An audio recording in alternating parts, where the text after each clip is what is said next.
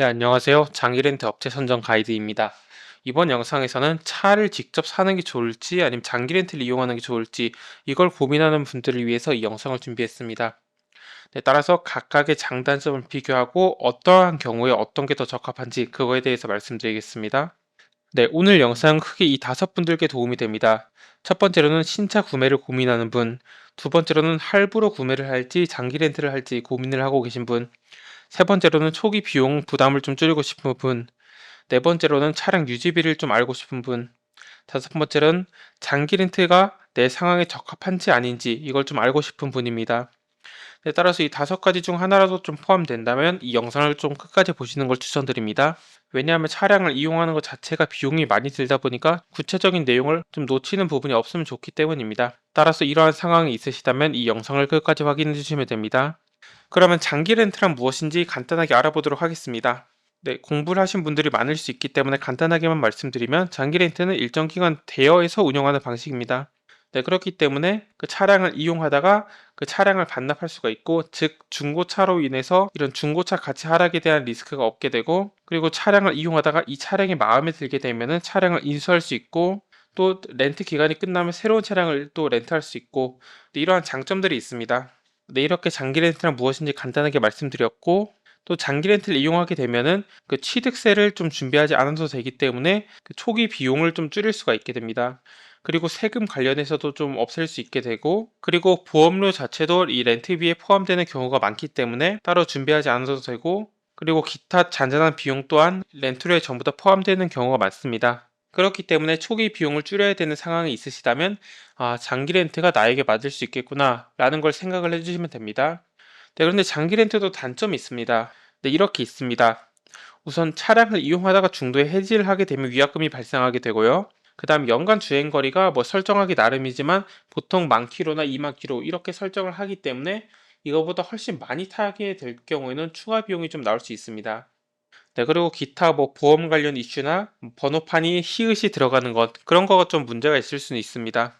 네, 그런데 사실 그 차량을 이용하다가 중도에 멈추는 경우가 그렇게 많지 않고, 또 연간 주행 거리가 뭐 1년에 2만 킬로를 넘어가는 경우가 그렇게 많지 않다면은 장기 렌트도 괜찮을 수 있습니다.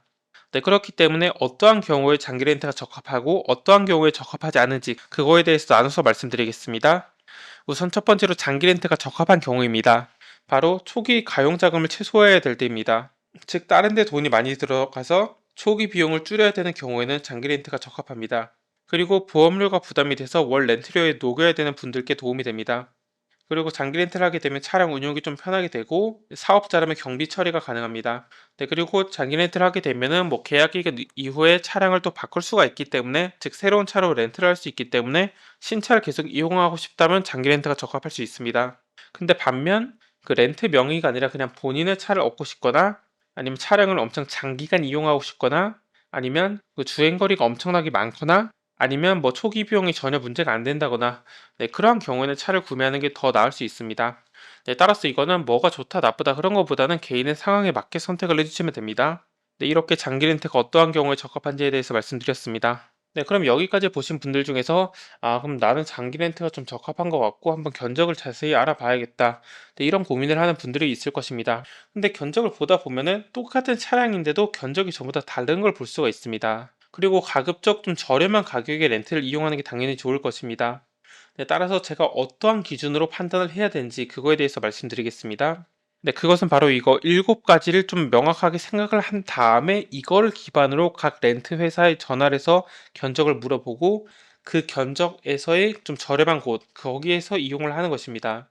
즉, 이 7가지가 어느 정도 딱 정해지게 되면은 한 10곳에 문의를 할 수 있게 되고, 그러면 견적이 뭐 어떤 데는 한 달에 42만 원, 어떤 데는 한 달에 45만 원, 뭐 이렇게 전부 다 다르게 나올 것입니다. 그럼 그 중에서 저렴한 곳을 이용하면 되는 것입니다. 네, 따라서 이거 7가지에 대해서 잠시 살펴보겠습니다. 네, 첫 번째는 보증금이나 선납금이 들어갔는지입니다. 네, 업체마다 가격이 다른 이유는 어떤 회사는 선납금을 넣은 금액을 말을 할 것이고 어떤 회사는 넣지 않은 금액을 말을 할 것입니다. 네, 그렇기 때문에 질문을 할 때는 광고에서 본 게 선납금이 들어간 금액인가요? 네, 이런 거에 대해서 한번 파악을 해주시면 됩니다. 그 다음 계약 기간입니다.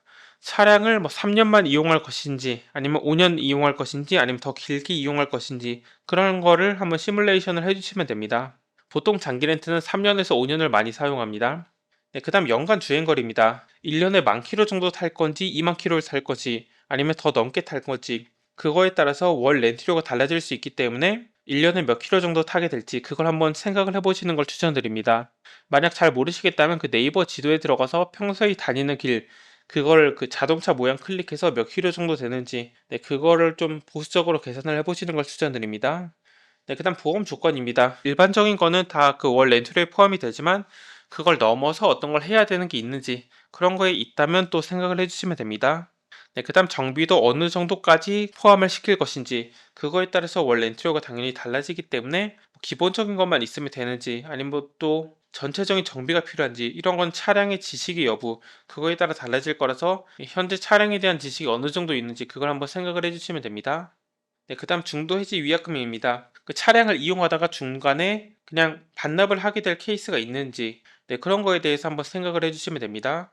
네, 그다음 만기 후 인수 비용입니다. 차량을 이용하고 이 차량이 마음에 들어서 완전히 인수할 계획까지 있는지 아니면 그냥 장기 렌트로 계속 차량을 바꾸면서 이용할 것인지 근데 이것을 어떻게 할 것인지 이런 걸 한번 생각을 해주시면 됩니다. 네, 이렇게 다양한 조건들이 있기 때문에 같은 차량이더라도 렌트카 회사마다 견적이 전부 다 달라지는 것입니다. 네, 따라서 무조건 문의를 하기 전에 이거 7가지에 대해서는 간략하게라도 먼저 생각을 해보시는 걸 추천드립니다. 네, 그래야지만 문의를 하게 될 업체가 실제로 저렴한 게 맞는지 그걸 판단할 수가 있게 됩니다.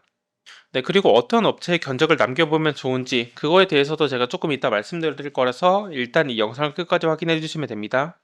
네, 그리고 이건 좀 도움이 되실 수 있어서 남겨봤는데 그 렌터카 업체가 어떠한 시장 구조로 흘러가는지 그걸 알고 있으시면 좀 가격 협상을 하는데 도움이 되실 수가 있습니다.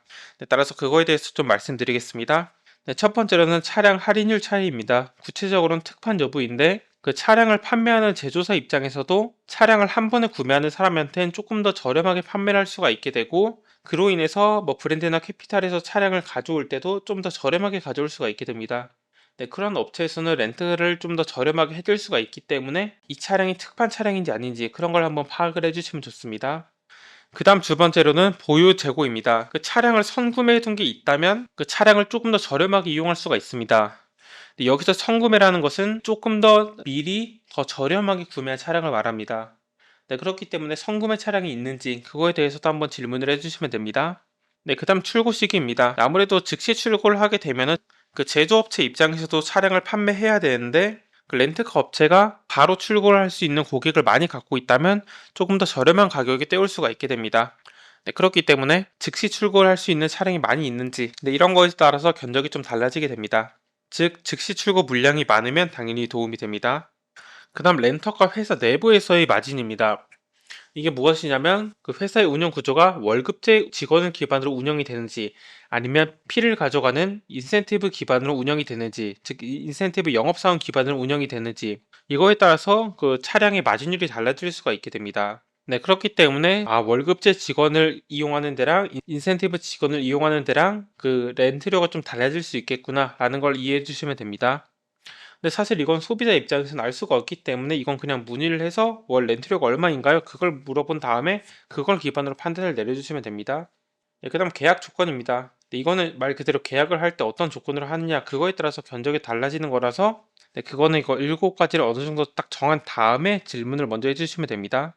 네, 그다음 시즌 프로모션입니다. 이게 각 회사마다 뭐 1분기에는 얼마를 팔아야 된다 그런 게 좀 있기 때문에 그 분기 마지막이 되면은 할인을 하거나 그런 게 또 있습니다.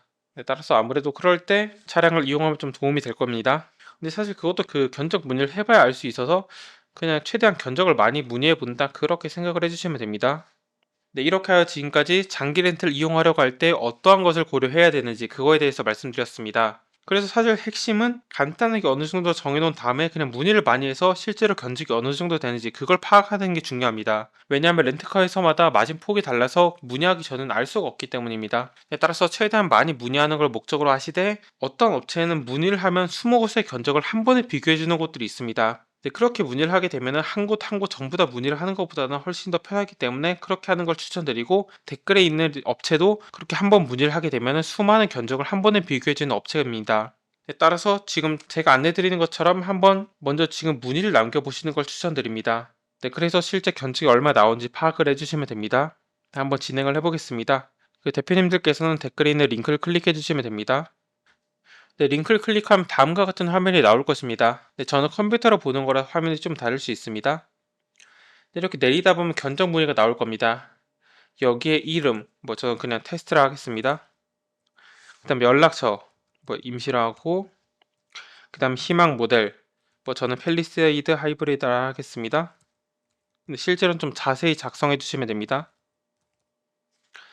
네, 이렇게 하고 아래에 있는 견적 신청을 누르게 되면은 네, 이렇게 접수가 되었다는 걸 알 수 있습니다.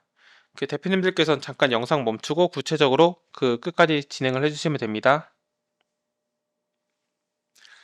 네, 이렇게 접수가 되게 되면은 그 다음 날에 이제 영업사원이 전화가 와서 그 차량을 작성해 주셨는데 어떤 조건으로 운영하고 싶으신가요? 이런 걸 물어볼 겁니다.